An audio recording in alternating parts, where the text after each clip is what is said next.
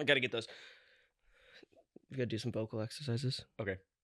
Do, re, mi, fa, sol.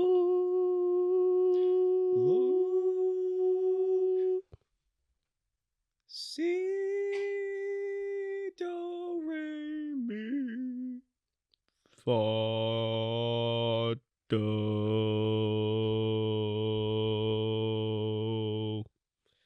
Hey, welcome back to the Leg Room Podcast. Hold on. We gotta do a clap first. Oh yeah. Oh yeah. 3, 2, 1. Maybe one clap. Yeah. Do- Oh yeah. just I'll you. do the clap. 3, 2, 1. Hey everybody, welcome back to the Leg Room Podcast. We're here. We're here. We're alive. But the unfortunate news is Noah's dead. Yeah, Noah died again. It's really unfortunate.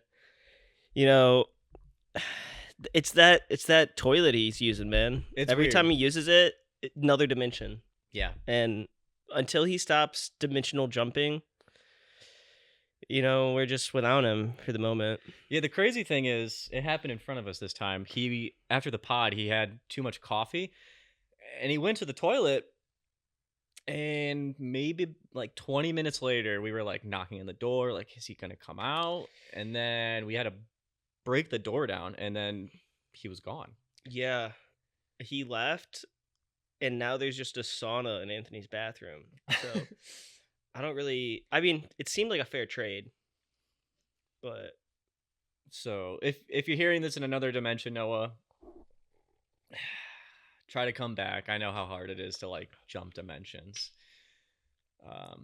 Yeah, I mean, when your homie jumps dimensions, there's not much you can really do about it. Right. I mean, like, maybe there is, but us doing anything could decreases the chances of him coming back from that dimension. Yeah, you don't want to like kind of. Like, the best thing we can do is just vibe, and just hope his spirit comes back again. It will sometime. We'll see. I mean, yeah. So, I think we should just get this jump right in. This one going. How do we feel about Nintendo? Are we gonna do the Skyrim Zelda? I think we should. We can start with Skyrim Zelda, or just pure Nintendo. We can start with Skyrim Zelda. Okay. All right. I feel like you should kind of then just jump right in then. Me and Anthony were having a conversation about when Nintendo would actually make good graphics in their games. And if you made a realistic Zelda, is it just Skyrim? Anthony, any input on this? I feel like you had your opposing side. I mean, agreeable. I think it would just be Skyrim. I haven't played either of them too much, but I just feel like that kind of game, like, if you just put realistic graphics on Zelda, you just have like another clone. To me, Zelda just seems like an E-rated Skyrim. I mean, it pretty much is. There's no like mods where like you could add like a Link or a Ganondorf? Oh, I'm sure there's. I feel like there is. There's probably 100 mods to Skyrim that you can add Zelda. But then again, Link. To make Zelda realistic, you have to do like I don't know, like Tarkov or something, or like Call of Duty realistic. So are you saying because Skyrim and Zelda still cartoonish? Skyrim. To make it look realistic, I feel like you got to go even further. Skyrim still has this like fantasy, not the fantasy, but the cartoonish aspect. It's still not like super realistic. Maybe just because it's like older and aged, but yeah, you know what I'm saying? Know. Like, I feel like Zelda really wasn't even anything close to Skyrim until like Ocarina of Time came out, though. Yeah. because they were completely different styles of games, all top down. Can we pull up a side by side? I want to see like a pull up like Skyrim next to what like Wind Waker. Wind Waker, and then maybe like let's do those two first. Personally, I love the art style of Wind Waker. Yeah, I don't think they should ever make it realistic, but I think the idea could be cool for like a one-off. Like, I don't think going forward they should ever make like realistic Zelda games. I think the beauty in that There's no way that's cartoonish. a real Skyrim picture. There's no way. Okay, that's like OG. That's release Skyrim. Xbox 360 Skyrim right there. Okay, but that's like more World of Warcraft looking than like Zelda, I think. See, I don't know. Zelda uses so many different art styles for all their games. Yeah, I think Ocarina or Twilight Princess maybe looks closer to Skyrim. Well, I did bring that up when me and Anthony were talking about it. Like Twilight Princess is like pretty similar. Twilight Princess was their attempt at realism. Yeah, that makes sense. That's closer, but it's still like cartoony. But somehow. Also, when did Skyward Sword come out? Or Twilight Princess? That was pretty early. It was still like 2009. But I mean, this is also the best graphics any Nintendo console could do. It's true. So, I had a horrible time playing Twilight Princess. I don't remember it. Just because I didn't play it on GameCube. I played it on the Wii. Oh. Yeah, no, if there's a game that made you upset, you were holding a Wii remote in your hand, it was Twilight Princess. Yeah, that makes sense. Broken Wii remotes. Because you go from a game that was made for a GameCube controller, and then and you have a nunchuck and a fucking Wii remote, and you just feel stupid. Like, do you guys ever play Call of Duty on the Wii? Yeah, I played World at War. World at War. I did Big too. Red that 1. Was awful. But then I got really good and like multiplayer, and I had like the Springfield, and I was fucking just and it was so honestly, it was like fun nostalgia wise, but it feels like you're playing an arcade game. Yeah, you're not playing COD. No. You're at the arcade, at the fucking you're alien playing, machine. The Hunter game or whatever. Yeah, it's totally different, but. Yeah. In the moment, it's like shit, but nostalgia-wise, it's like you're never gonna get that back. So I don't know. I don't know if Twilight Princess even looks like Skyrim. Can I just go back and forth real quick? I need to see this. Okay, that picture. I guess it's kind of similar. Man. Yeah. Do you think they should make their games more realistic? Or do you kind of like that art style and like just make appreciate a good art style. Yeah. But also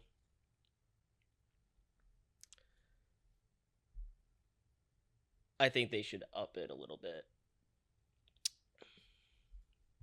Which I think they will with this new console.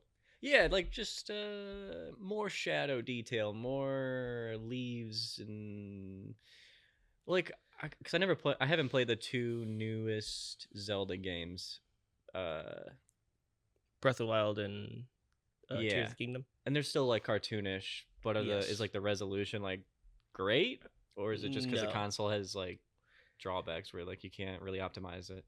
The art style hides the resolution really well. Oh, because I think it's still 720p.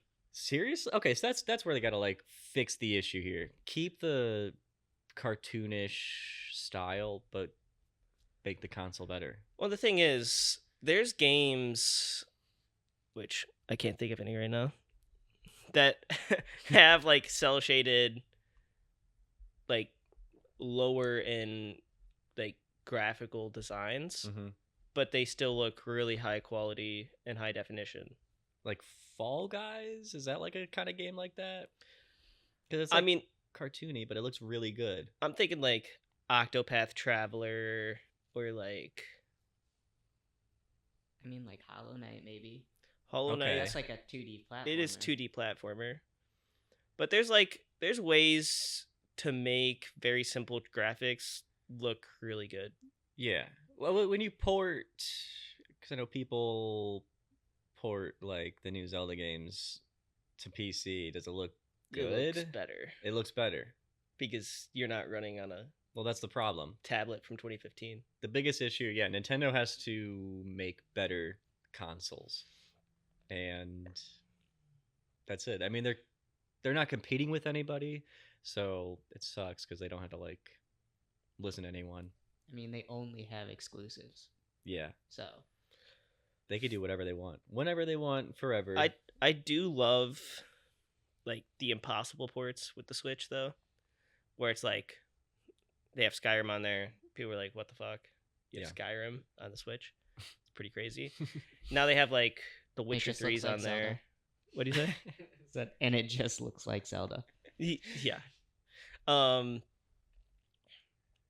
A really interesting port for the Switch is Dark Souls Remastered, actually, because Dark Souls came out, then they made the DLC, so they made Prepare to Die Edition, which is like the Dark Souls Deluxe Edition or whatever. Yeah. You can't buy that edition anymore because they made Dark Souls Remastered, Right. which is it's Prepare to Die Edition, slightly improved graphics, couple engine changes, but mostly the same. But where it gets interesting is that came out on the Switch, except it's not Dark Souls Remastered. It's Dark Souls Prepare to Die with some of the improvements with Dark Souls Remastered. So they ported a completely different game, called it Dark Souls Remastered, but it's the original Dark Souls on the Switch. So it looks completely different than Dark Souls Remastered on anything else. And they did that because they don't have the capabilities to like do the remaster? I don't really know. And it's interesting because it actually is the best version of the original Dark Souls you can play. The Prepare to Die? Prepare to Die on the Switch, which is Dark Souls Remastered on the Switch. Yeah. Because it has all the bug fixes of Dark Souls Remastered, but inside the original game. Oh. It's just really weird. And yeah, I guess... I mean, I don't know why you would do that, though. Because Dark Souls Remastered can't be that hard of a game to run. No. So I don't know why they were like, let's redesign this entire other game to make it easier. I mean, do you think they did it on purpose? Like knowing... It had to be a limitation thing, but... I think it was a limitation thing. It's just weird that that was their workaround.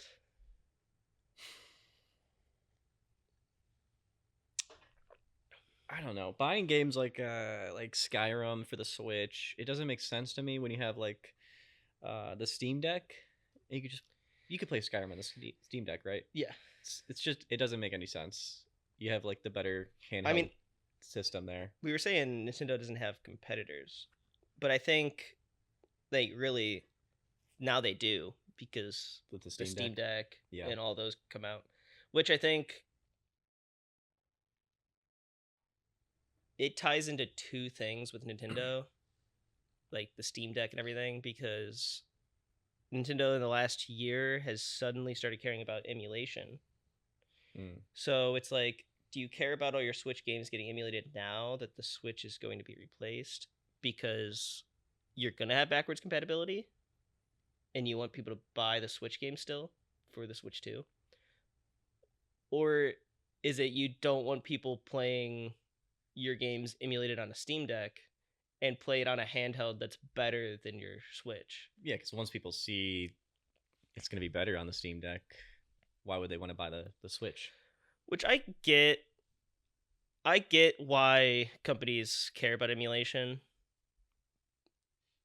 but it also, like, if I own a game, I should be able to port it to whatever I want. See, that's the issue, though. You don't own it. Exactly. You're leasing. We don't it, own basically. anything. The world we live in, you own nothing. The new age, no discs, so you borrow the game from Ubisoft. Even if you have the disc, you own the disc. Yeah. You don't own the game.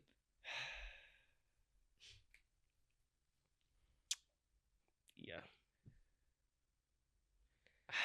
Well, and then you have I don't like that at all. Then you have games that just don't exist anymore. Like whenever they put out like a new Forza, the old one just gets deleted. Wait a sec. Can you not play like racing games?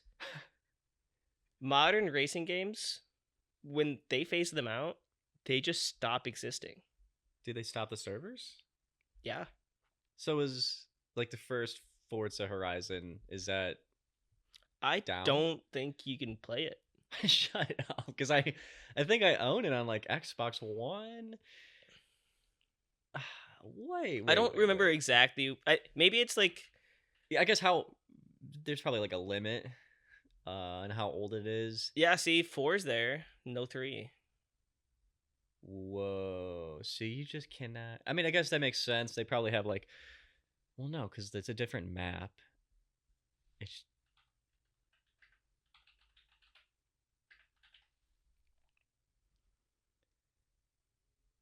I didn't know this.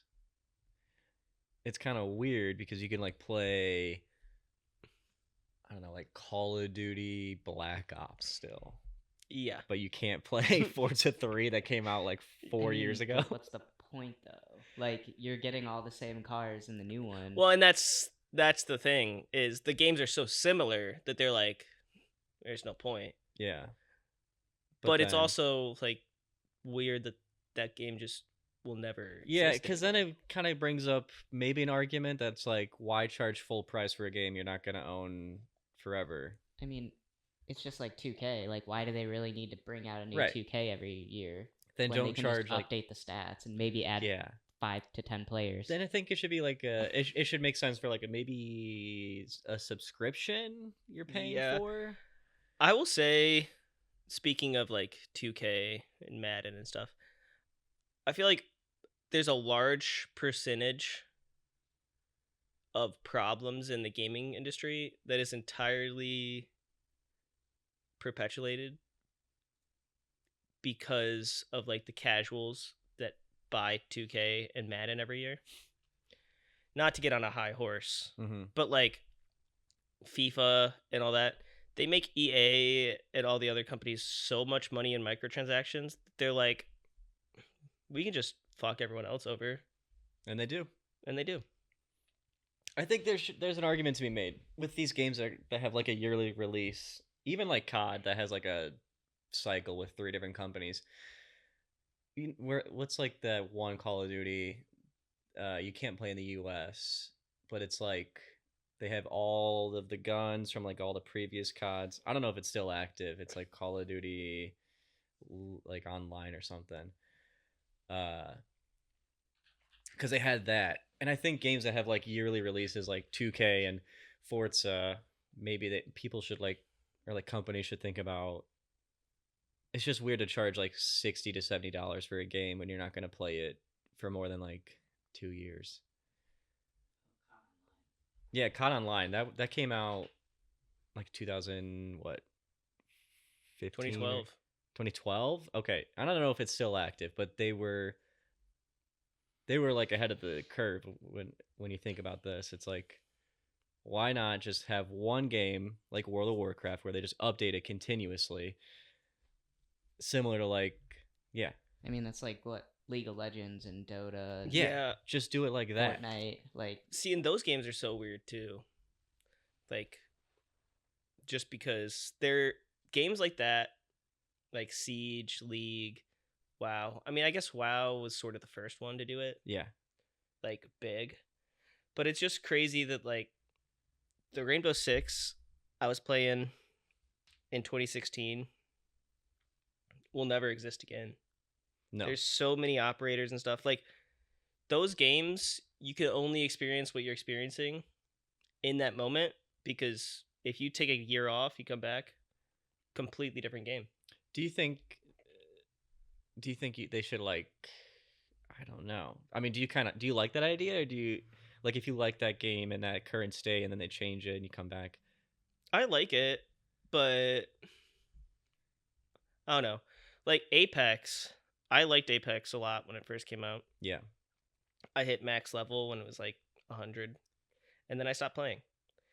And the problem with Apex is you can buy all the characters, I believe, like with real money. Mm-hmm. Or you need like an absurd amount of in-game currency, which you only get when you level up. And you have to level up like 20 times to unlock character. Mm-hmm. And there's just so many. Whereas like Siege, yeah, you have to play like 100 games to get a new character. But you at least can do it. Apex, it's just awful. Like, you have to play like 1,000 games to get another character, or you can buy them. And then some of the characters, like, there's no way to buy.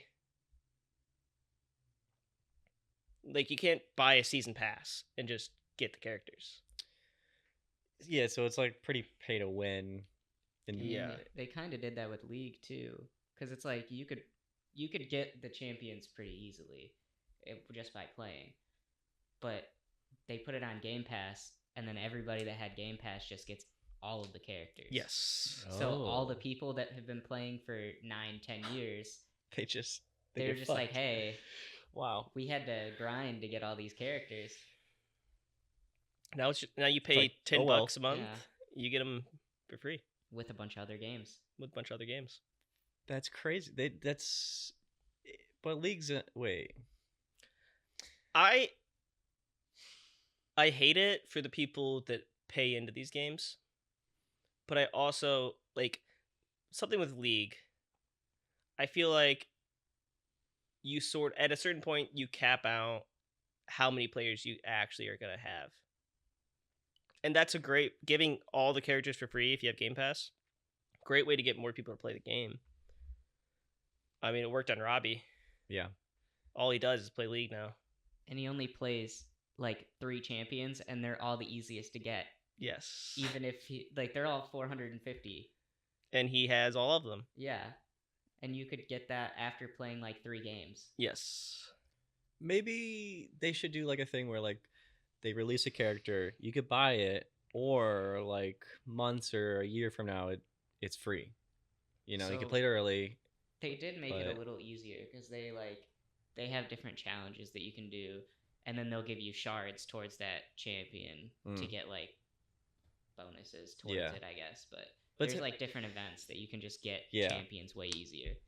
But to have a character that's like made like 5 years ago and you still have to pay for it, I feel like it's kind of weird. So I don't know. And then to have like the Game Pass thing, it's just like not fair. Because it's a pay to win game, so it's like, I don't know.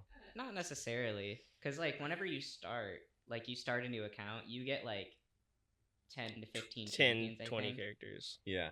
And then like there's so many that are so easy to get, and then as you level up, they give you characters. So like you're not at a disadvantage. It's just you have to grind to get maybe the new champions that are meta. Yeah. When you can still play the other champions that are still perfectly fine to play. I think there's like 170 champions or something that you can play. So it's like, I think with League too, you're it's sort of overwhelming if you've never played and now you have 170 characters. Yeah. Because are you actually going to have a good time if you're playing every game trying a different character and you're not learning any of the characters, and then you're having bad games because you don't know how to play any of the characters? I think League is a game like maybe even Apex 2, I think, is like you have to research before you play into a game like that. It's like a competitive game, and it's such a different kind of game too, because like if you're used to FPS and you go into League, you're using completely different keys. Yeah. Oh yeah. They're not aiming the same. It's Yeah. I guess it's the Speaking same of as R6 too. Like yeah, there's so many operators now that like how are you supposed to know? And it takes so long to get them any of the new ones. well, and you don't know how to counter the new characters, and there's so many you might not even like. For me, if I'm playing R6, I'm thinking of all the strategies of all the characters I know how to counter. But then there's 5 new characters I've never even played with. Yeah. I have no idea what they can and can't do. And then like R6, I think is at a point now where they've added so many characters that they pretty much have done everything you can. So they add these really niche characters that have similar abilities to other characters, but they're like slightly different. And I think those characters tend to change the gameplay more because it's like this guy can make a tiny hole in a wall. Mm-hmm. Are those characters you think like rogue? Like they're trying to like go against the meta? They're made to counter the meta. Yeah, it's I like think Yu-Gi-Oh. they are. It's like Rogue decks and Yu-Gi-Oh. It's like they're purposely there to like kind of To shake mess up everything the up. meta. Yeah, that makes sense. Okay. Speaking of Call of Duty, though, there was a big controversy in the Call of Duty community this week. Wait, before we do that, I just want to kind of before we fizzle out on that topic, I think similar to like what Fortnite did with the no build, they brought it back because when we played it, that's how it was. I guess that's not how it was. There was still build. There was still build, but it was not People like how weren't- it is. So I think for like game states, if you're like playing it now and then like years from now they change it and it's like whole different game, they should have like popular game states where you could play it in during this time, like this update. They're like, all right, Fortnite no build, Siege you can play with like limited characters from like whatever Yeah. 2016 or whatever.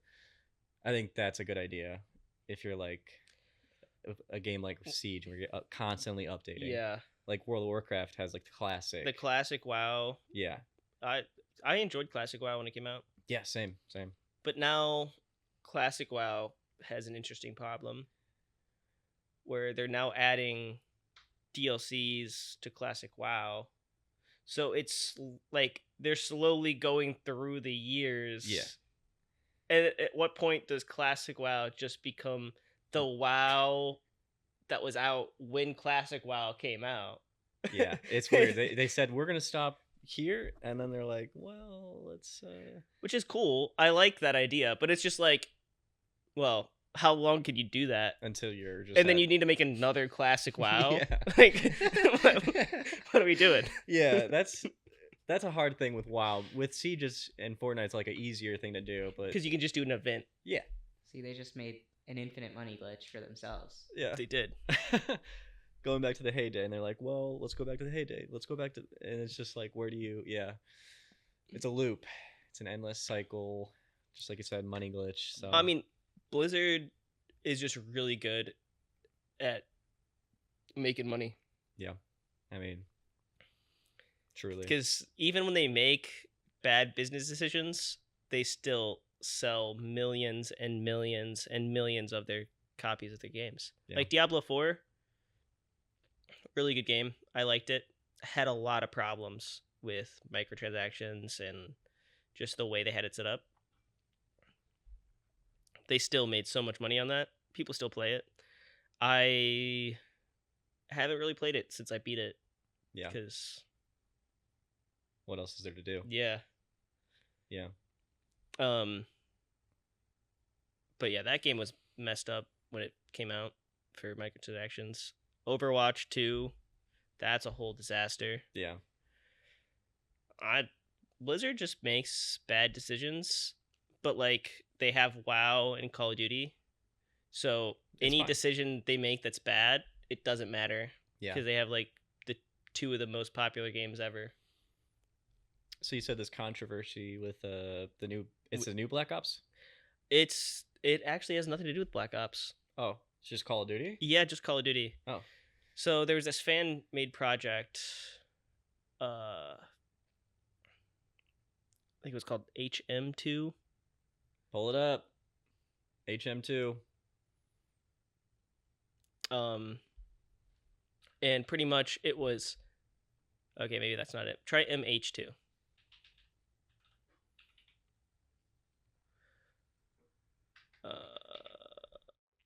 Maybe like MH2 Call of Duty copycat or something. Type in COD. COD killer. Type in Modern Warfare 2 remastered.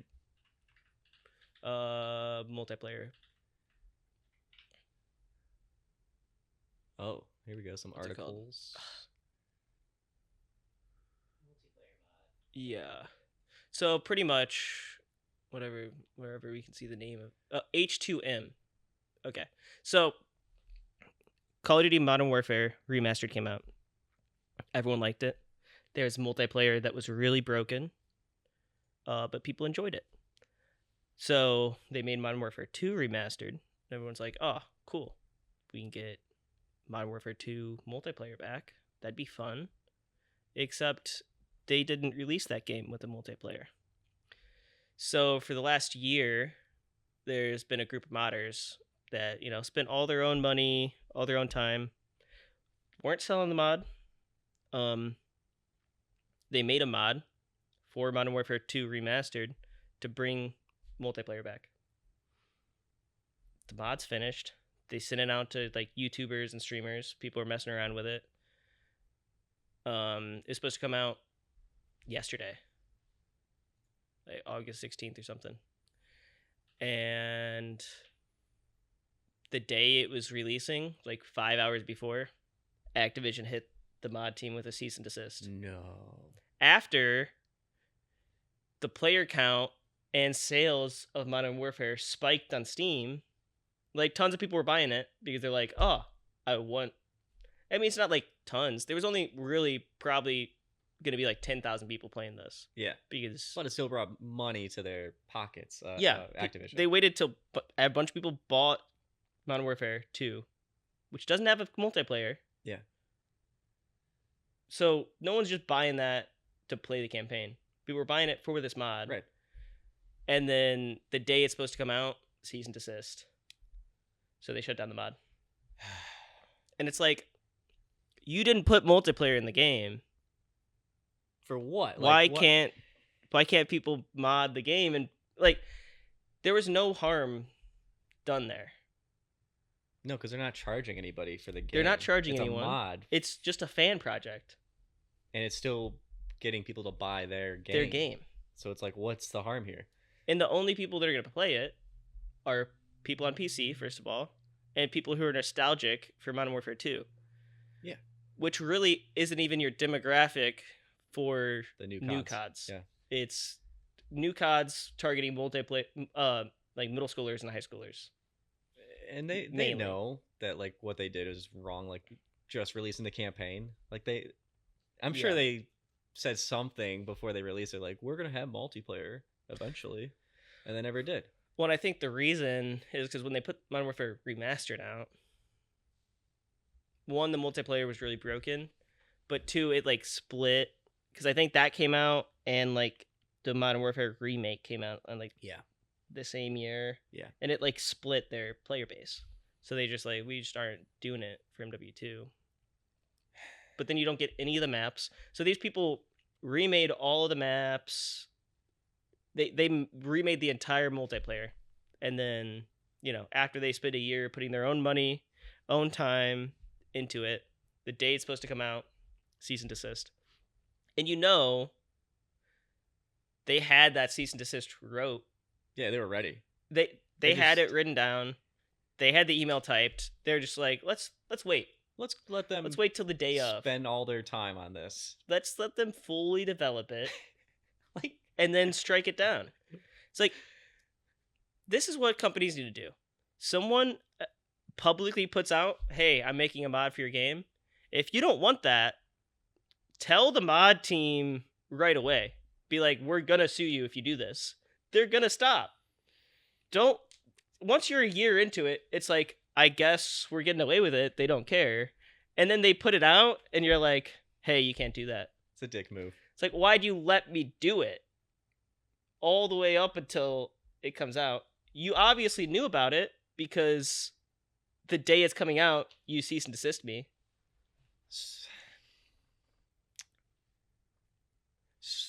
I don't know. Is the mod available on Steam to... No. So they had to take it down.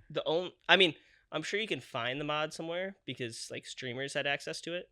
Yeah.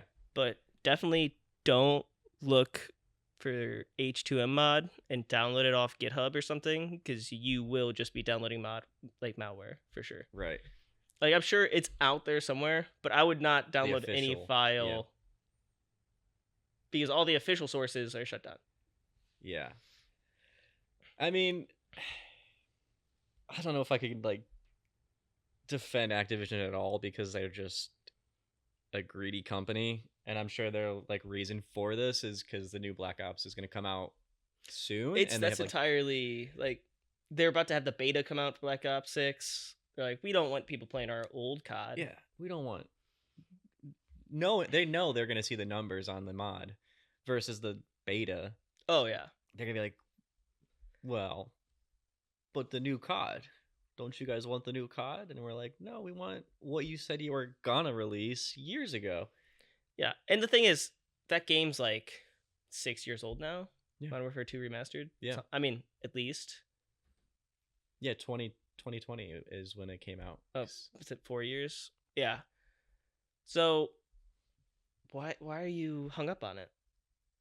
I mean, same reason why they charge full price for like their old games still. They're gonna... I don't know. They're just greedy. They want it their way. They don't want anyone else touching their... Yeah, and then you got EA. You know, they put out the NCAA college football game.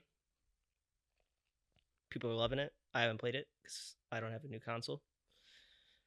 And it's not on PC. Unfortunate. But people are liking that game a lot. Like, wow, it's got so many like new features and stuff, which Madden will never get because they put one out every year. If you took all these video game franchises that have yearly releases and you just gave them another year buffer, you would probably have actual innovation in like sports games. Yeah.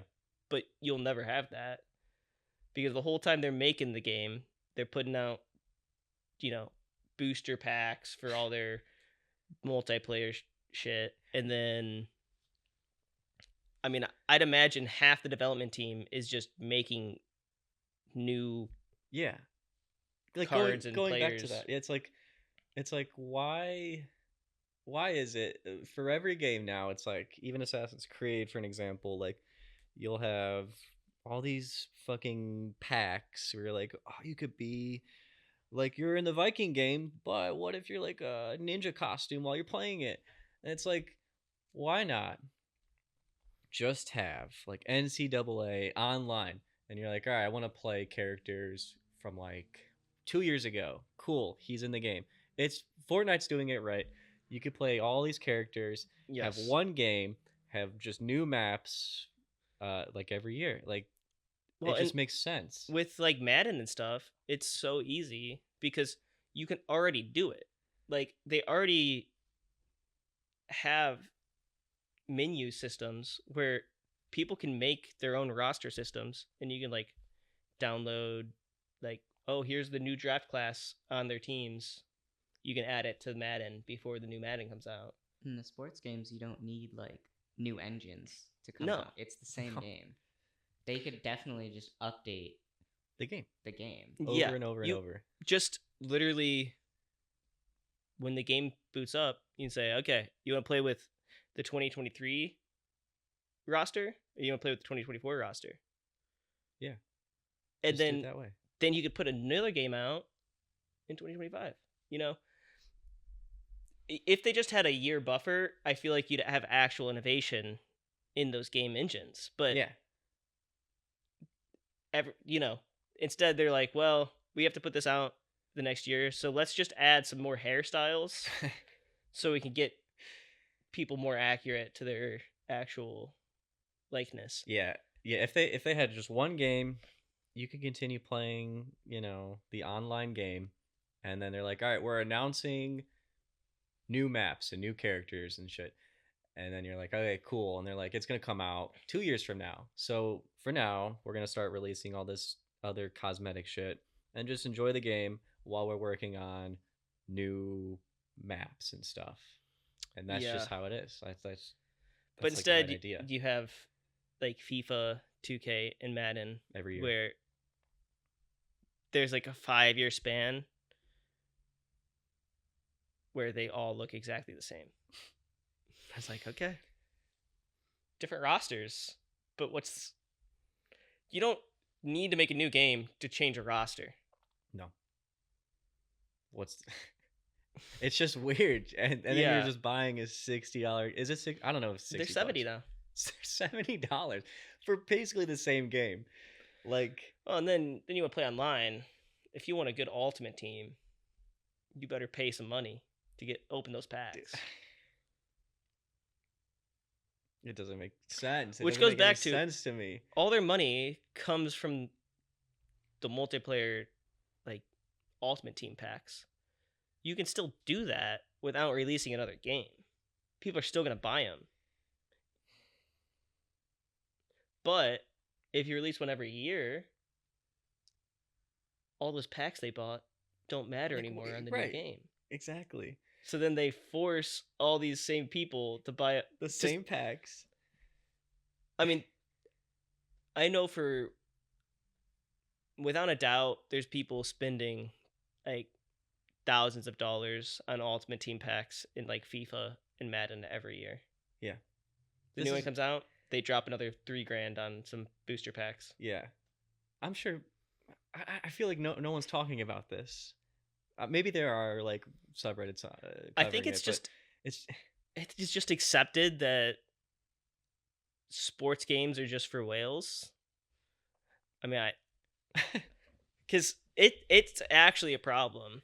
I mean, it's like this for like again, like Assassin's Creed. They're like, we're gonna have all these cosmetic packs. We're gonna have you could customize your horse and your whatever, and then they're like, well, the new Assassin's Creed's coming out next year, and you're like, why would I pay $6? Well, more than $6 if they have like several packs. If the new AC's coming out, and then it's like that for every other game, like Call of Duty, it's like, all right, okay, what the fuck is that? Okay, you're telling me PUBG Mobile made $9 billion plus, and PUBG on the computer is dead?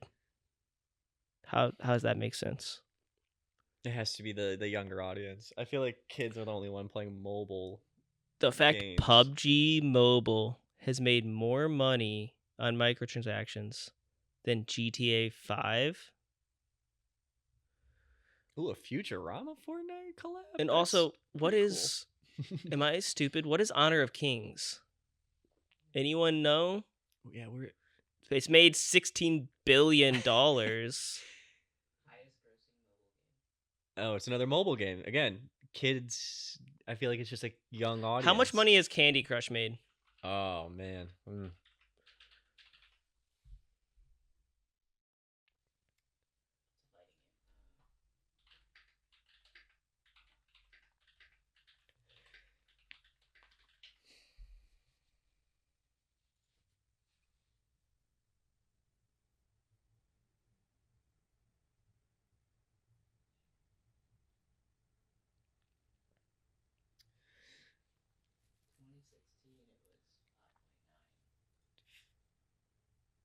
Okay, so that was...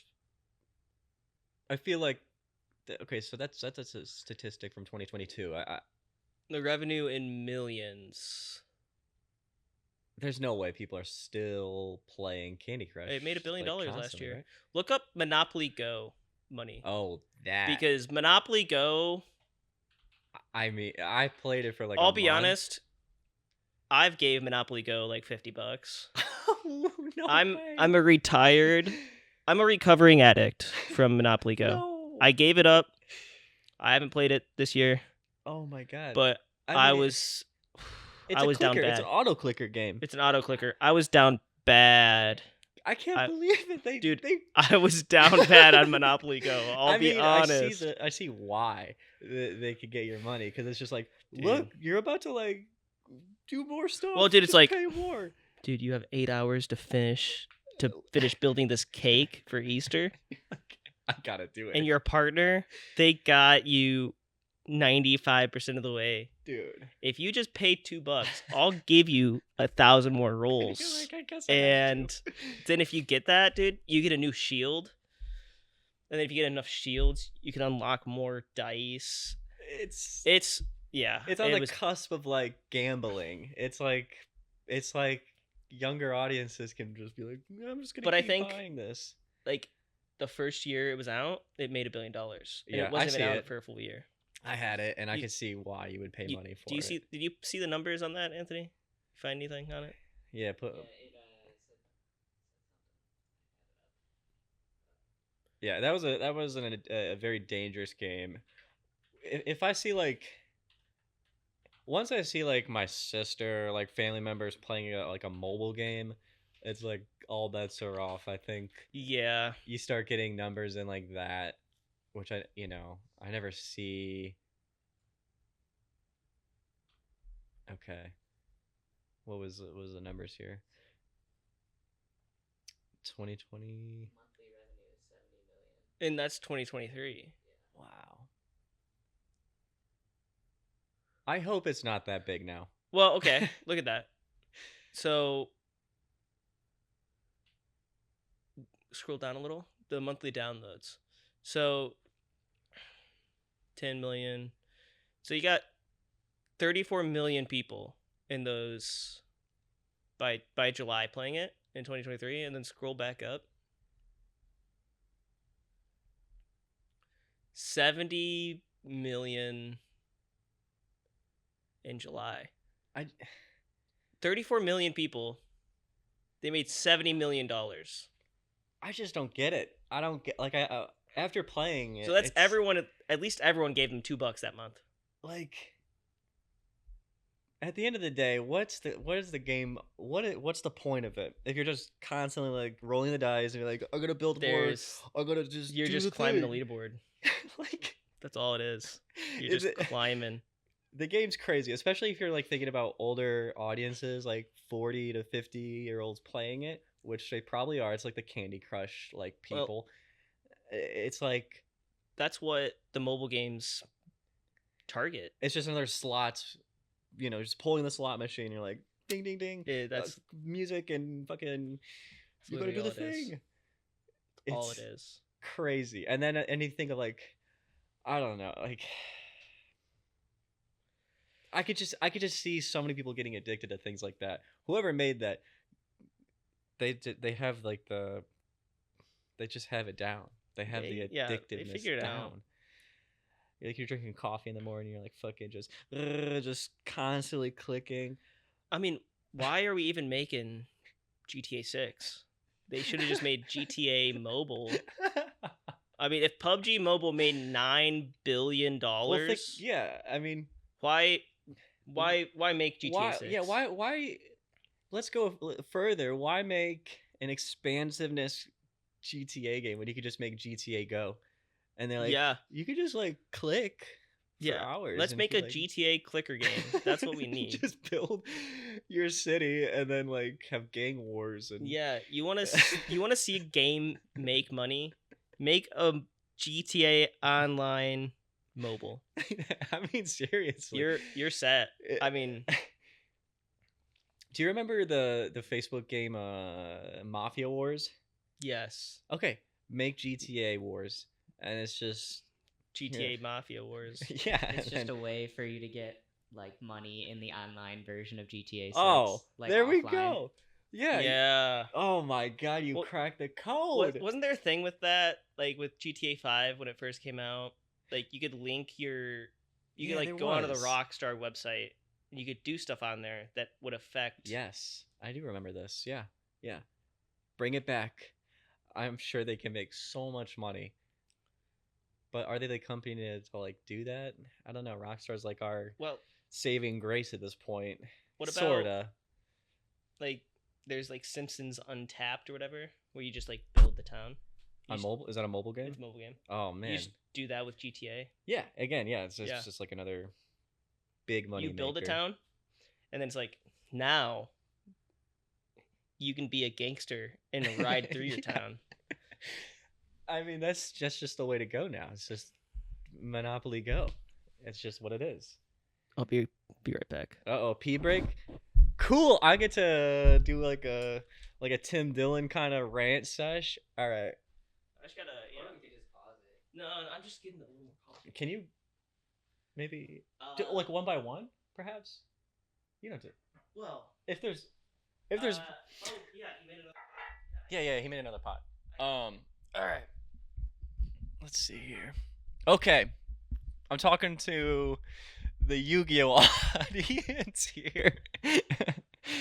So there was a podcast recently in like the last week where this Konami previous Konami employer, he was working for Konami for like 9 years. And one of my favorite YouTubers for Yu-Gi-Oh, Galzo, already covered this, but I figured for the pod audience, I'll cover it. But pretty much, the guy was saying Konami really doesn't give a shit about competitive players. And that is terrible. Because when you think about it, I don't know how many people are playing casual Yu-Gi-Oh, other than like when you go to locals and you see like the people there. But they're like, I don't know if I should go into this. We'll go back to the other topics because it's a big pod topic. So Konami doesn't care about casuals. No, they don't care about the competitive player base. Oh, they only care about casuals. Yeah, which is weird because I mean it makes sense because if you go to like a tournament, which I've been to, the prizes are like play mats that are worth $50, and then you go to like a Pokemon tournament and it's like prize money, and for like World Championship Yu-Gi-Oh prizes, it's like nothing. You get a handshake. Yeah, you get like a cool handshake and a trophy, and they're like, all right, great, see ya next year when you spend thousands of dollars on cards again. But Pokemon, it's like, we're gonna give you actual money. Well, I think Magic, you can make some money too. Yeah, it's like, why? Yu-Gi-Oh's probably one of the biggest card games, if not the biggest. And they're like, we're not gonna pay you for doing tournaments. You have to pay into it. Why is that? And Konami is a Japanese country, right? I mean, a company. Yeah. Again, is that just a cultural thing? Then? Yeah, it's like, because like when you look at Nintendo, like whenever they like Smash tournaments and stuff, like there's really big tournaments and like community stuff. But yeah, no prize money, and right? There's not big prize money. But then you have Pokemon. Pokemon's like a Japanese thing, and I mean at the core. Yeah, and they have prize money for that. And I think that's something to look at. Is that just Pokemon's so big? I don't know anyone who plays Pokemon, like the card game. I don't either. And I don't know. Do people care about Pokemon cards? They do. I mean, I know they do, but do they care about them to collect them? I think to actually play. I think there's a much bigger casual audience for Pokemon versus Yu-Gi-Oh. But there is still a big enough scene in like the Pokemon like card game for them to get paid for tournaments. Yeah, because even people I know that are, like collect Pokemon cards, I've never once had them be like, "Hey, let's play Pokemon." Yeah, no one's ever asked me that in my life. No, you want to play Pokemon? Like, what is the game? What are we doing? Like, you use your energy to do this thing. Yeah, it's like what is fun? People that are into like Magic and Yu-Gi-Oh, they'll be like, let's play. Because there's like strategy. I don't know if there's strategy involved in Pokemon really. Like I have more energy than it's you. It's just Pokemon, yeah. How do you? I legitimately don't know how to play Pokemon. Can we? Like, I guess first, can we look up like the prize money for like a Pokemon Championship, like the final tournament that they have at the end of the year? Because I know Yu-Gi-Oh, they've never had prize money. It's always like play mats and a trophy. And then you have like games like One Piece coming up, and then like the Disney card game. 30 grand for 30 grand.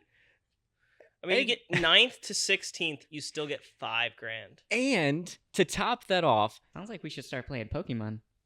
Look, I know, and then also the way to get in the game and the meta behind Pokemon is just buy a structure deck. You could buy a structure deck, and you're with the meta. You don't have to like buy. You don't have to buy everything. Yeah, no. You don't have to hunt stuff down. The meta deck is the structure deck that they release versus Yu-Gi-Oh! You had to buy separate cards from other packs, and then there's rarities that like they'll print a card and it's $100 when it comes out, and there's not gonna be any other rarities, and you can't play the deck because you're a casual player and you don't want to spend $100 every booster. So yeah, Pokemon is just paying pretty much a year's salary for a championship, which then Yu-Gi-Oh is giving you a playmat, a $40 playmat. Yeah, I will say, Pokemon, they must have a copyright on the way they design their cards. Because I feel like just the way they even like the way a normal Pokemon card, like the artwork and stuff's displayed, I feel like it's just they've always had the same like dimensions to all their artwork. Like it's always like a 3x4 square of the actual character. Then you got the big box, but then you have a border around everything. Yeah. But I think they're because I don't see other card companies using the same layout as a Pokemon card. Yeah, no, they must all have their own like trademark on like the layout of the card. Like I know like One Piece probably has like a different way of like the format of the card. Can we pull up a One Piece card actually? I would love to play the One Piece trading card game. But then here's another problem. I found a card shop that has starter decks. Well, yeah, I think the cards are available now. Like the locals I go to, they sell One Piece boosters. Yeah. And that's the thing. I could only find the boosters. Yeah. I don't know. That's a pretty cool card layout. It's getting like numbers too. Like people are starting to play it like heavy. How do you even tell what are the stats on those though? Where are they? Yeah, I don't know how like to play the card game, but so like the dots on the bottom right. Yeah, can we zoom in on like the bottom of the card? I'm sure that's where like. Oh. Maybe go to like. Throw that on whenever you get it up. Throw it on the other on the screen. Yeah. I don't think I'll ever buy into another card game, though. I don't want to buy into it. I'm interested in buying just a starter deck and then just to like have it and play it. Yeah. But there's this really cool card shop called Sweets and Geeks. I don't think I've heard of that. Where's it at? It's in Medina. Okay. Not to dox ourselves, but we're in Ohio. Yeah. What are we gonna do? And it's like half candy shop, half cool, like collector's card shop. Yeah. They actually have like a giant, like half their basement is just tabletop board game room where you can, like any normal card shop, you can play all their tabletop games. They have an entire shelf that's jam packed, like the size of this wall. Yeah. That's just all their tabletop games. Like every tabletop game they sell, they have an open version that you could just go and play. Oh, that's sick. Okay, like to try out and stuff. Yeah, and then they have tons of cards and stuff, tons of collectibles. It's like 70% of the store is like cards and like anime, comic book, video game, like collectibles and like D&D models and stuff. So when you went there, did you try out it like a One Piece? I did not. Yeah. I was with a bunch of people, so I didn't go. If I went by myself, I was gonna look around some more. Yeah. But I saw they have. I've never seen so many cards, like in a store. Yeah. But then the other half of the store is all like Asian like candy, and like they have normal candy too. Yeah. But it's like a themed like store. Then they have like the gourmet sodas and all that. Yeah. It's actually a really, really cool store. I didn't care as much for the sweets part, even though I do have a sweet tooth, but I just like when I was there, we just came from dinner, so I was like, none of these look like I want to buy them. Yeah. I've never but super cool store. Really, I feel like nerd stores are like a dying breed. So anytime you find one that's like really good, you just have to cherish it. Yeah. Yeah, make sure it stays alive. I agree. I see they sell Funko Pops. They do sell Funko Pops, which I saw a tweet either yesterday or this morning. And apparently we're all classist pieces of shit. Wait. Because I saw this. There was this a pretty big tweet that I saw, a lot of interactions and stuff of people saying that if you hate pop figures, you just hate poor people because they're the only collectibles people can afford. Wait a second. Oh, man. And wait, are we going back into the Funko Pop debate? I'm just saying, I saw this tweet and people were just fighting in the comments, and they're like, poor people's only choice for collectibles is Funko Pops, and if you hate them, you're just classist and hate poor people. And that, I don't think that has anything to do with it. If anything, Funko Pop is exploiting the poor people by only letting them have enough money to buy their worst Funko Pops. Yeah. Because once again, the problem is the good Funko Pops are like $100. So yeah, you can go into a store with $10 and buy a Funko Pop, and yeah, you have a collectible and you brought it home. But it's not one you want. No.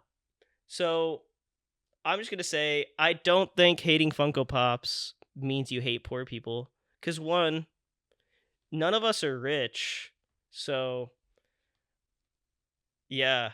I think when a bunch of people that are probably still in the lower class for today's society in America say we hate Funko Pops, that's okay. Are they also saying that like wealthy people don't collect Funko Pops, or just like the really good ones?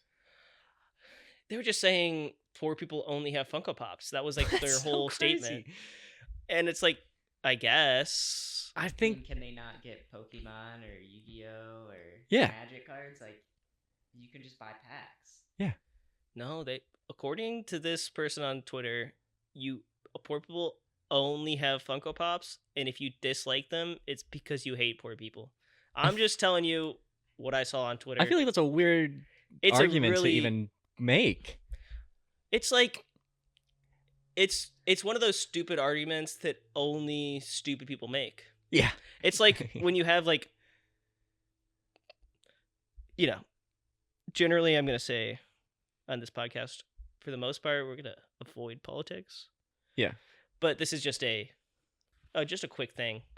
It's like when people like super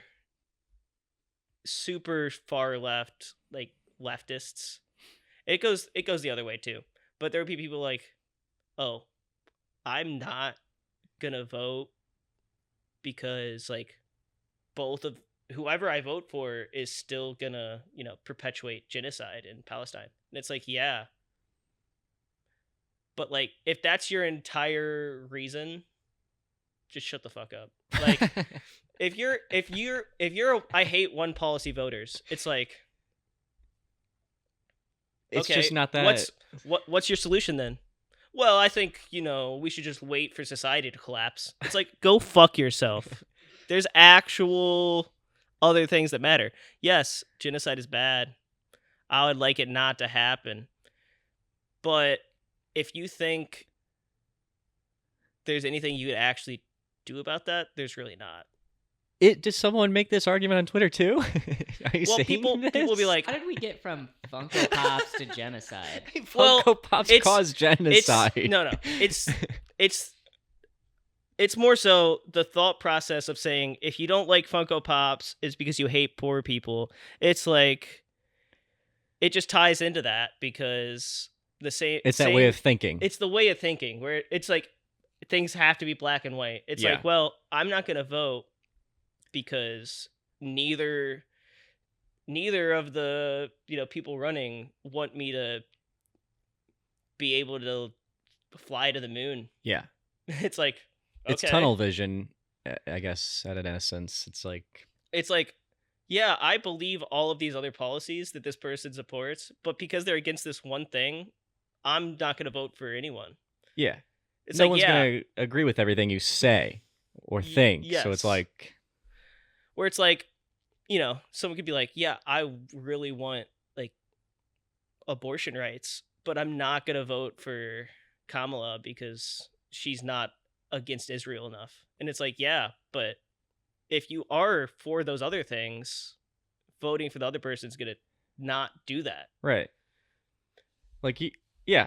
it's like, okay, what is your solution?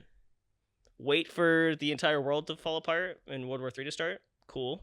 I guess. I mean, we could already do that.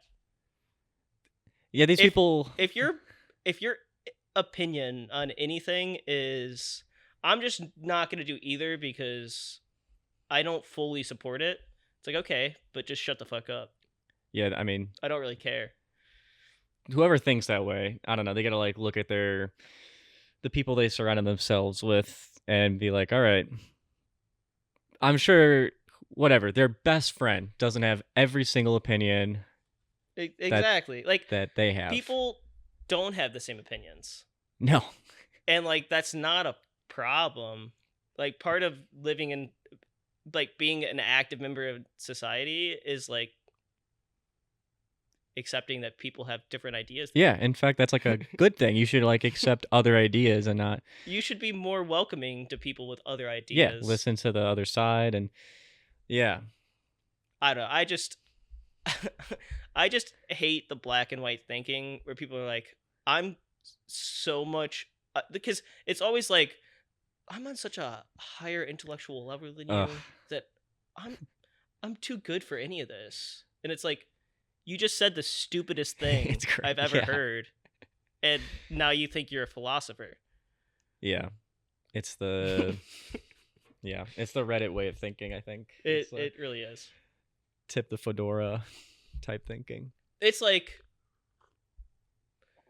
I mean, it ties into video games too, because you'll have people where it's like, oh, you beat Elden Ring, but you had a shield. Then you just didn't beat it. Yeah, it doesn't count.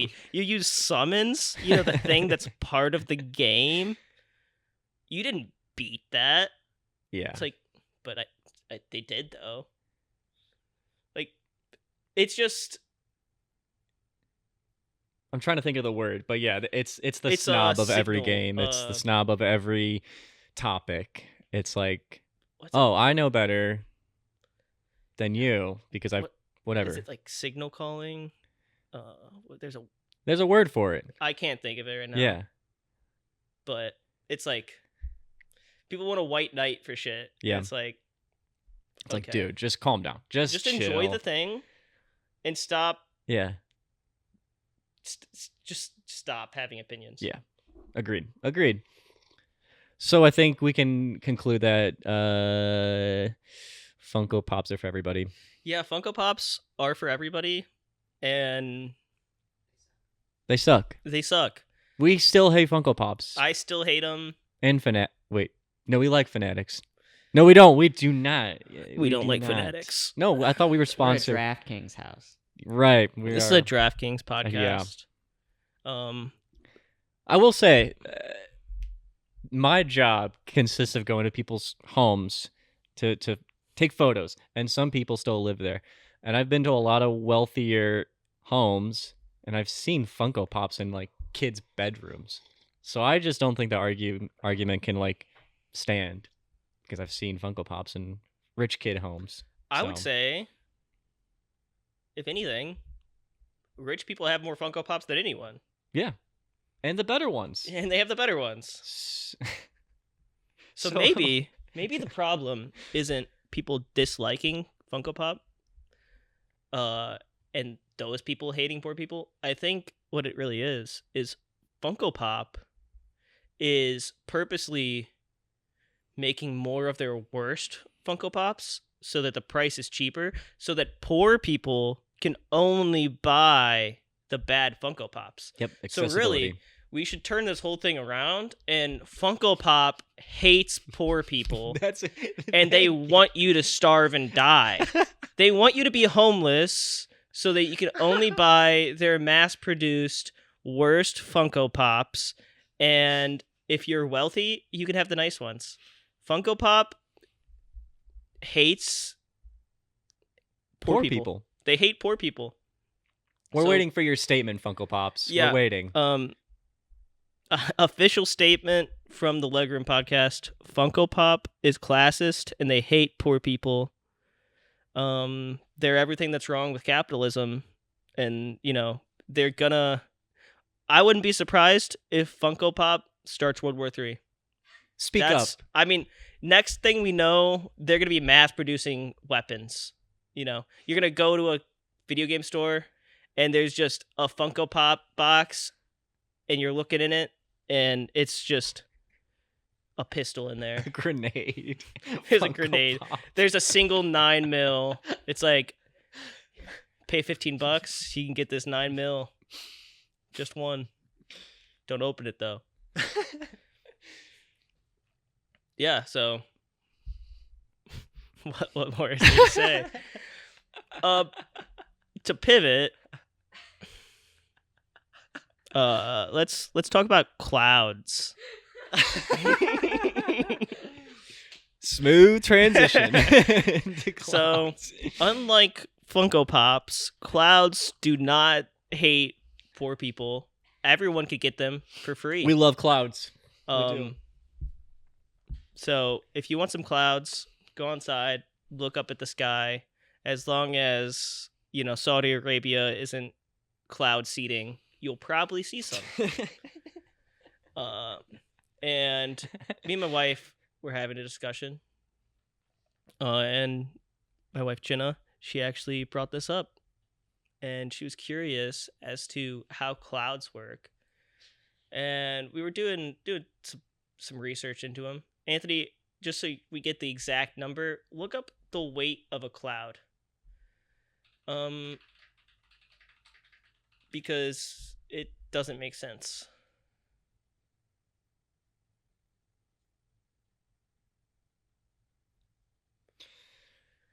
All right, here we go.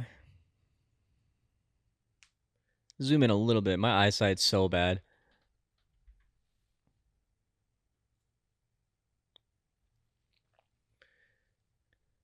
Okay. Is that a billion or a million? A billion times 0.5. 1.1 million pounds in a cloud. Oh my. Okay, and then how do we measure the weight of a cloud? Can we get that next? Somehow. So the weight of the droplets in the cloud. So it's just the amount of rain in a cloud is what it is. The weight of the water droplets plus the weight of the air pressing down. Pressing. Because there's weight, there's all the atmospheric pressure above the cloud. So that's adding weight to the cloud. So clouds weigh like a million pounds on average. And they're just floating up there. You can fly through them. Why is it that we don't get crushed flying through a cloud? I think they're just it's the density of them, right? So is density? Oh man, I'm gonna get confused. Yeah, it's real big brain stuff.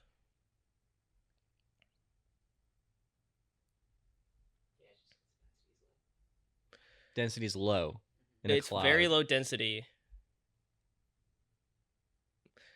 which makes it have a higher. So how does it stay? So it's a gas, but how do they stay together? How do clouds cloud?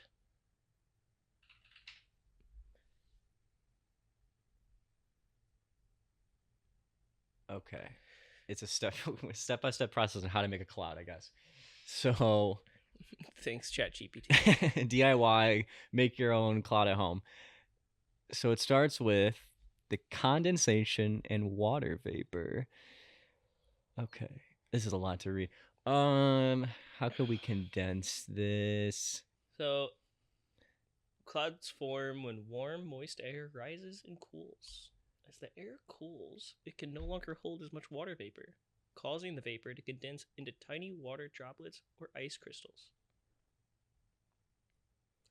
They're so small, they remain suspended in the air due to updrafts and the buoyancy of warm air. So it's a bunch of very tiny drops of water that get trapped in the atmosphere because the air is warmer. So they have nowhere to go. So they turn into a cloud. Yeah. But then the crazy thing on top of clouds is fog. Okay. Because fog is just a cloud on the ground. Why don't we get... okay, wait. Is fog... you said fog is... fog is a cloud. Also heavy, though? Is it... It's the same weight. I mean, it's probably... I would imagine it's less dense.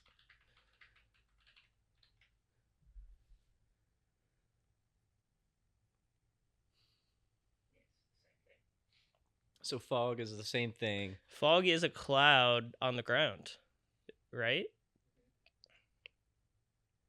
Okay, and then just because the air is just more volatile on the ground, fog dissipates easier than a cloud does in the atmosphere because of the conditions. Okay. But it's still super heavy. But yeah, you walk through fog, technically you're surrounded by 1 million pounds of atmospheric pressure. I wonder if it has any effect on the body. Like, it just, like, if we hung out in a cloud for, like, a day. And how wet is a cloud? Like, is a plane flies through it. Do they need to, like, use their wipers through a cloud? Are you... They have wipers? Is the entire cloud wet when it comes out of the cloud? Well, I've never seen, like, vapor on a plane window going through a cloud after going through a cloud. No. So, I mean, it can't connect, like, the vapor can't connect to the plane as you go through it. So maybe it's just so tiny that because it's a gas.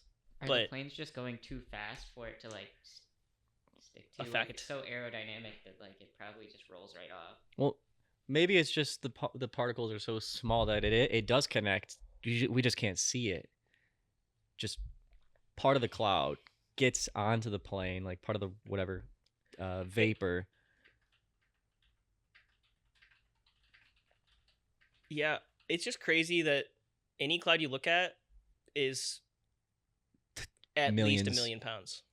Yeah, they do get wet. Wait, yes. Okay. So planes do get wet going through a cloud. Typically minimal and does not have any significant effect on the plane's operation. So we just can't see vapor when we pass through the cloud. Makes sense why you do have like planes get de-iced, because I'd imagine because it's cold up higher, right? Yeah.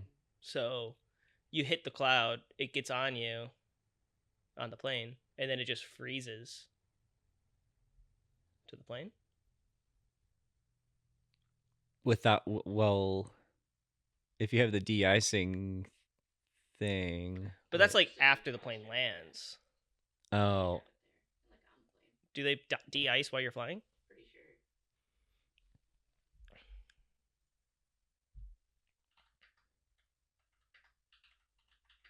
Which is why planes are equipped with de-icing systems. Yeah, so they must de-ice it before they take flight.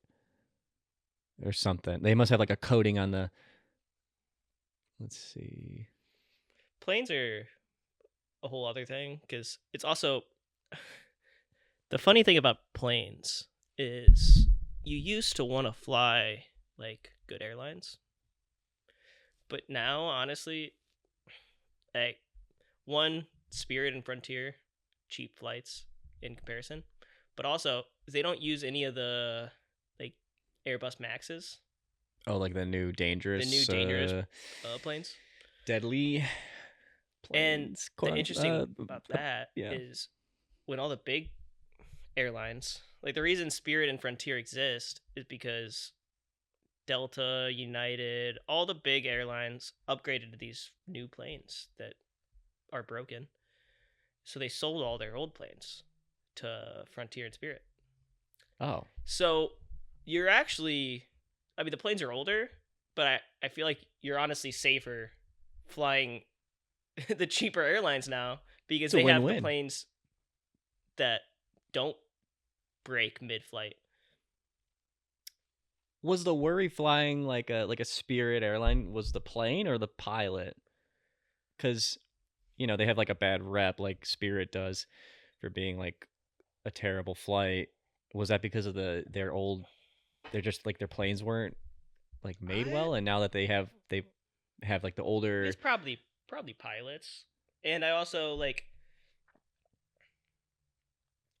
you're more likely to get your like if you book Spirit or Frontier, you sort of expect your flight's going to get delayed in some form or another. Yeah. But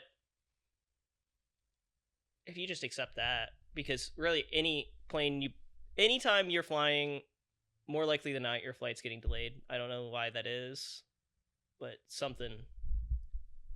It's just the way they handle operations. So you might as well get the cheaper ticket, knowing your flight's probably going to get delayed. But you're safer in the sky.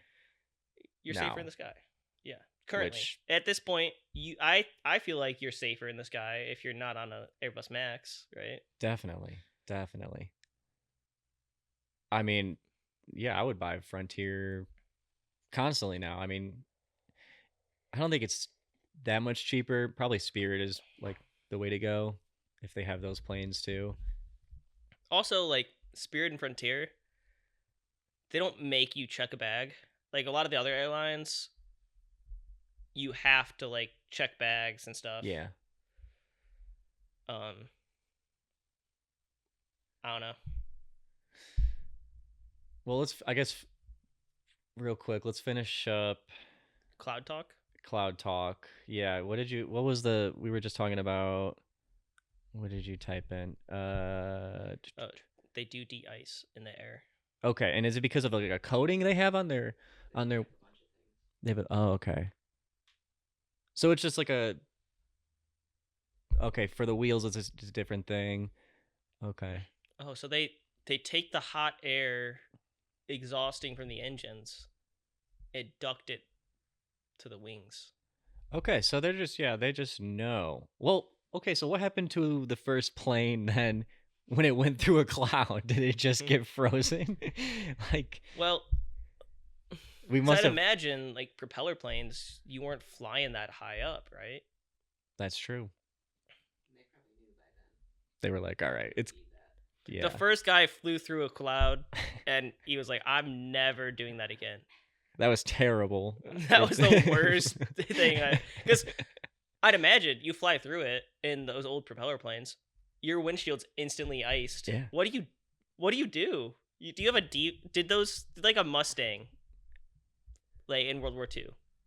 Did it have a defrost for the windshield? Yeah. What do you? You can't get out and scrape the ice. Yeah, you know. What do you? You just fly around, and hope it melts. Yeah. You're screwed, I guess.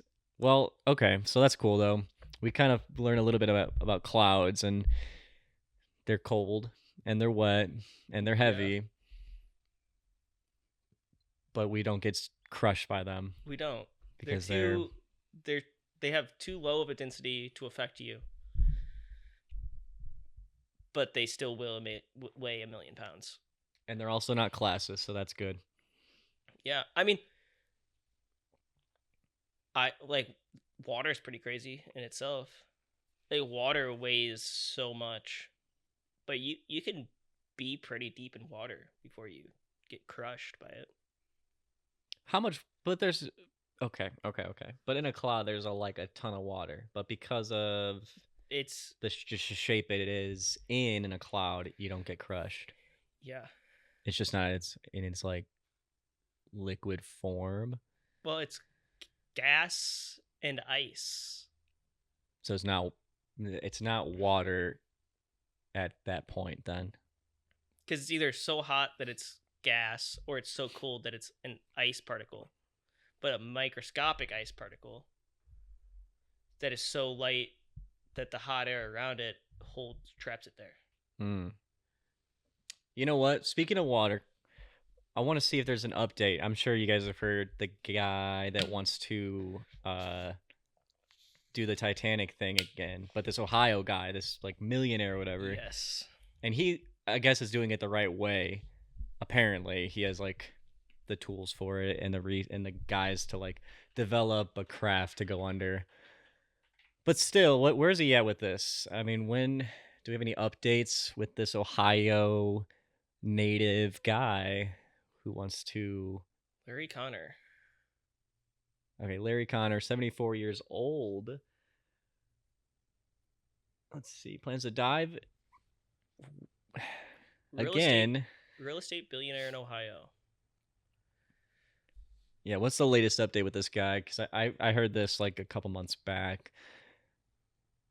And I was just like, why do we want to keep doing this? Why? What is down there that you want to see? So he's already been down there.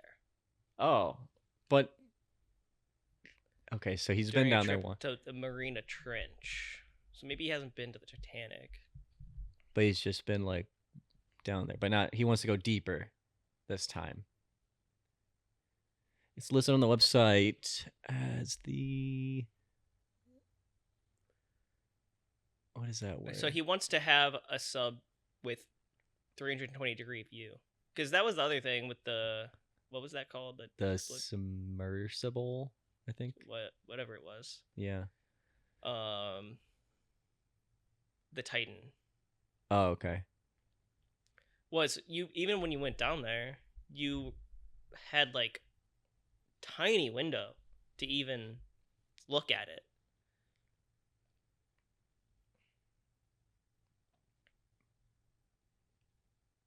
So just okay.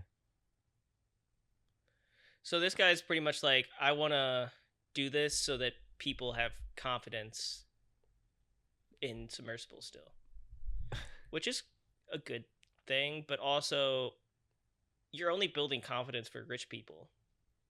Yeah, what's the like poor people can buy Funko Pops, they cannot buy a trip to the Titanic.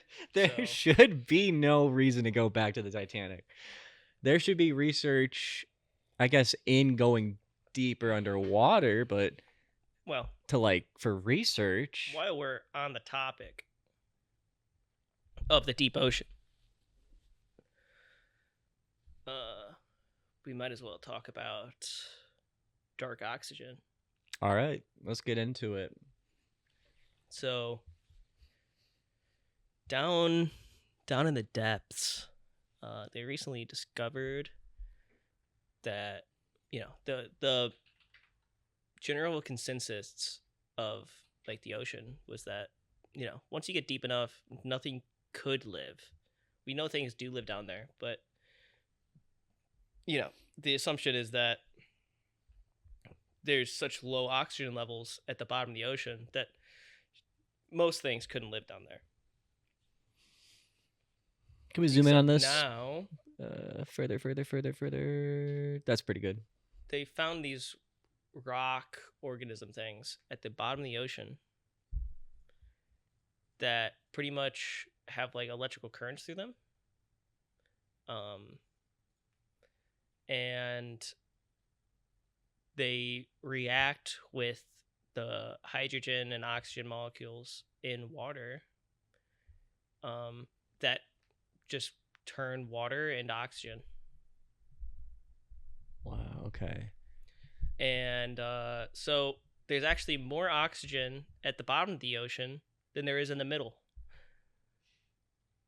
Which is just crazy to think about. Okay. Yeah. And the crazy thing is that they're like, we didn't know you could make oxygen without photosynthesis. And now that we know you can, it completely changes everything about the ocean. I mean, and like science in general. Yeah. Okay. Let's take a look. So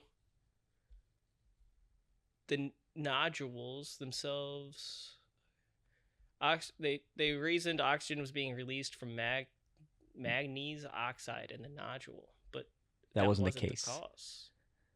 So they're like, so there's a documentary about it. They're like, that's a battery in a rock. Yeah. Electrical current, even from a AA battery, when placed into salt water, can split the water into oxygen and hydrogen, a process known as seawater electrolysis.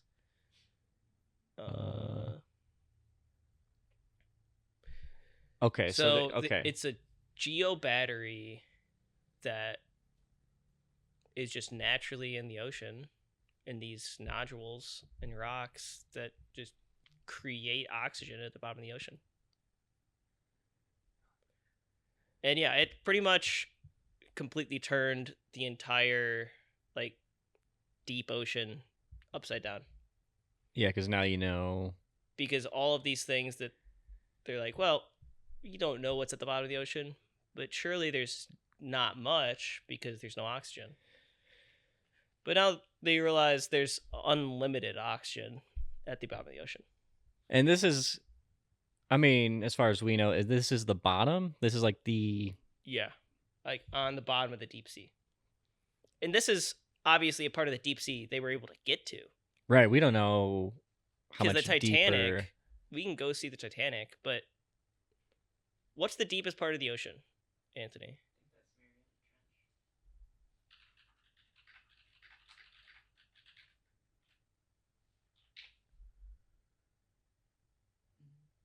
Okay. And how deep is it? Oh my gosh, 124 miles. And how deep is the dark oxygen? Oh, then? It's 124 miles east. How many is it deep? Oh, 43. No. Maximum known depth. 1.2 miles further from sea level than the peak. Okay, I don't need it compared to Mount Everest. That gets me further from what I'm looking for. At the bottom.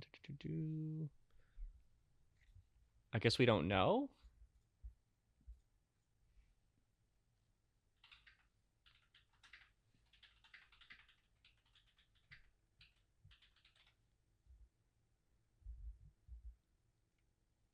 Okay.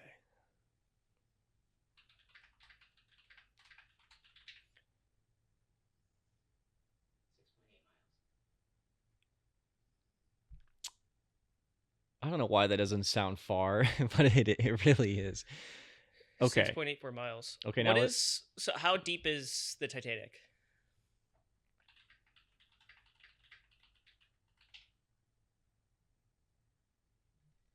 So the Titanic is 2.3 miles deep.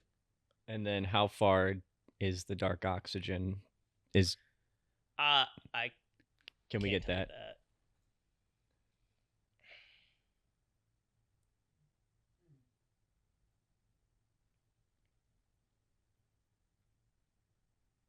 Maybe ChatGPT. Okay.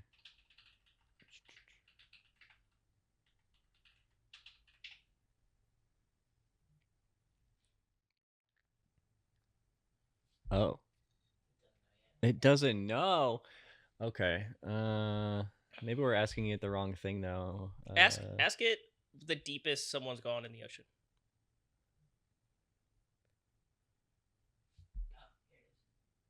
How far? Below 13,000 feet, so deeper than the Titanic. But okay, so what? And then what's the bottom? Let's like the very bottom. Let's go. The deepest point. The deepest point. Yeah, 6 miles. What's 13 13,000 is about 2.5 miles? Which is dark oxygen. about, Oh, so it's not even at the bottom, which is kind of weird to think that. Well, it's at the floor. It's just not at the deepest part. Well, we don't know that though. Yeah. What's the deepest humans have gone in the ocean? Okay, chat. So it could be producing oxygen at the bottom, but we just know it's producing oxygen like 2 miles in.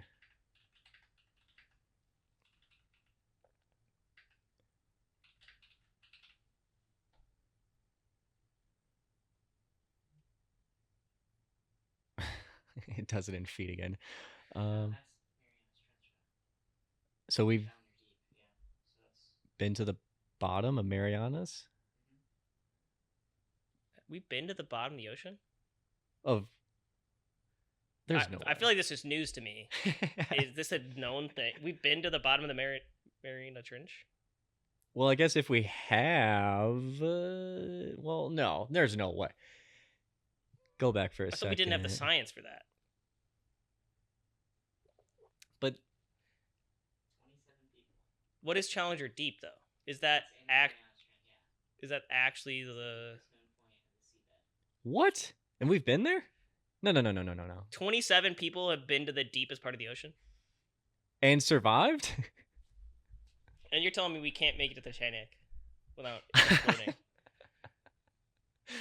So what's the problem here? Why is this guy doing this? So why do we not know about the ocean if we can do this? Okay, wait. Are we being misled here? Is this the deepest part of the ocean? Like, I thought we couldn't go all the way. I was under the Known point. deepest known. And we've been there. Why don't we know the ocean? If we could we go could do to it. the ocean, why do we not know the ocean? Why haven't we been mapping this out for like we went to the moon? Next step should have been exploring the ocean. Allegedly. Allegedly, yeah. We need. Oh, I wish I could talk about it. Oh well. We'll have a conspiracy episode. Yeah, I We love me a just good Hit 'em conspiracy. with some good conspiracies. Okay, well, this changes everything, I guess, with the ocean.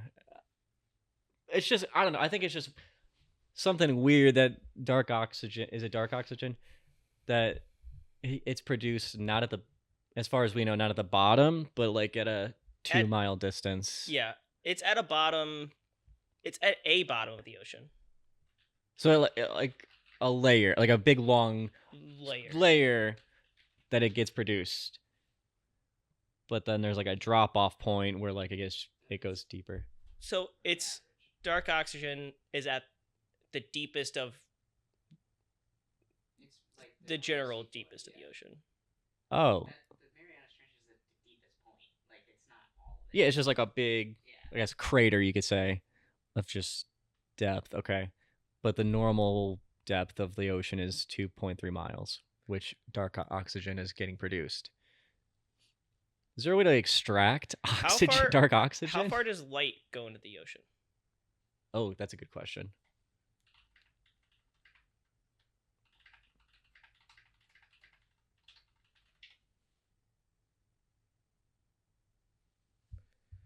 Oh, there's different zones. So generally, it's like half a mile. Yeah. So it's not going to reach the point of the dark oxygen at all. Not even close. Unless you hit the twilight zone. I'm getting a phone call. I'm just going to ignore that for right now. We can like hit the ending point. I mean, we can wrap it up. We can wrap it up. It's been a pretty long pod. We've covered a lot of stuff. What are we at here? That's our it's gonna be a big file. So yeah, let's go ahead and I guess wrap it up. We'll wrap it up here. Thanks for joining us for episode 3. Well, what is this, like 9? Episode 9? Episode 3 of season 2. Gonna be very confusing with those numbers. Gonna have like a 6 episode season 1, but it's okay. At any rate, thanks for watching, everybody, and listening. If you haven't, give us a rating on Spotify, give us a like on YouTube, subscribe, all that stuff. And we'll have video on Spotify, video on YouTube. We got a website, legroompodcast.com. And we're going to have a Discord here soon. Yeah, we'll make it join the Discord community. Yes. So you can tell us some stuff you want us to talk about. Yeah, throw us some topics and we'll cover it. So, yeah. All right. Thanks for watching. See you later.